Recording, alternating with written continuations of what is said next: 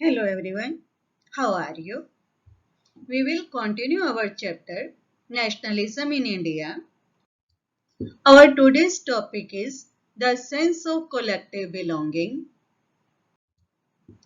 Nationalism separates when people begin to believe that they are all part of the same nation, when they discover some unity that binds them together.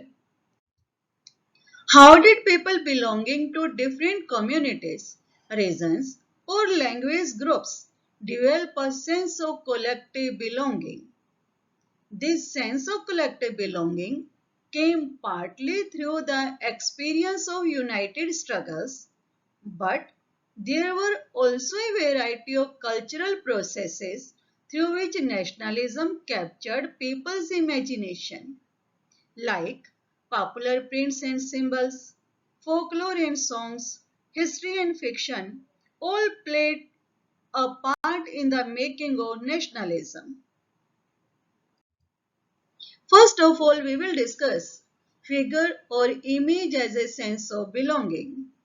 The identity of the nation is most often symbolized in a figure or image. This helps create an image with which people can identify the nation. In the 20th century, the identity of India came to be visually associated with the image of Bharat Mata. The image was first created by Bankim Chandra Chattopadhyay in the 1970s. He wrote Vande Mataram as a hymn to the motherland. You know Vande Mataram? Now, Abanindranath Tagore painted his famous image of Bharat Mata. See the picture. In this painting, Bharat Mata is portrayed as an ascetic figure. She is calm, composed, divine, and spiritual. In subsequent years, the image of Bharat Mata acquired many different forms.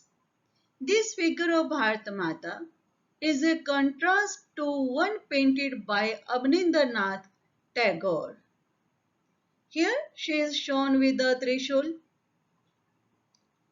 and a lion and an elephant, both symbols of power and authority.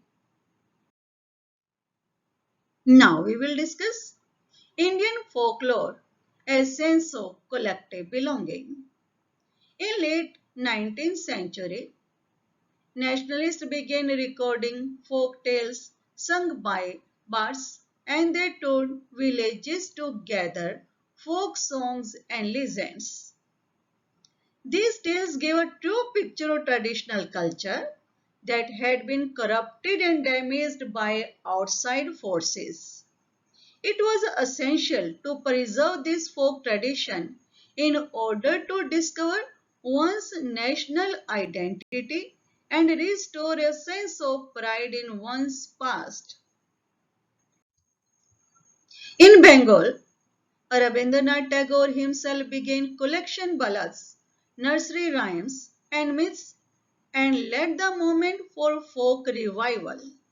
In Madras, Natesa Sastry published a collection of Tamil folk tales, The Folklore of Southern India. Now we will discuss icons and symbols as a sense of collective belonging.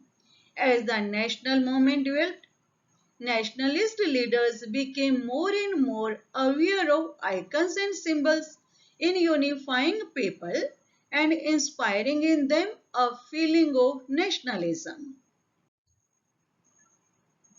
During the Swadeshi movement in Bengal, a tricolor flag, red, green, and yellow, was designed. It had eight lotuses representing eight provinces of British India and a crescent moon represent Hindus and Muslims. By 1921, Gandhiji had designed the Swaraj flag. It was again a tricolor, red, green and white, and had a spinning wheel in the center representing Gandhian ideal of self-help. Now we will discuss reinterpretation of history. The British saw Indians as backward, primitive, incapable of governing themselves. In response, Indians began looking into the past to discover India's great achievements.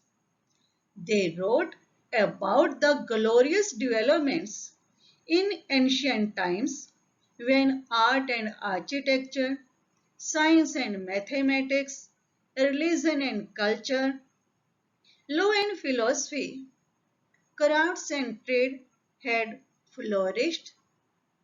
Contributions given by Charak, Sushruta in the field of medicine, Aryabhatta in the field of mathematics.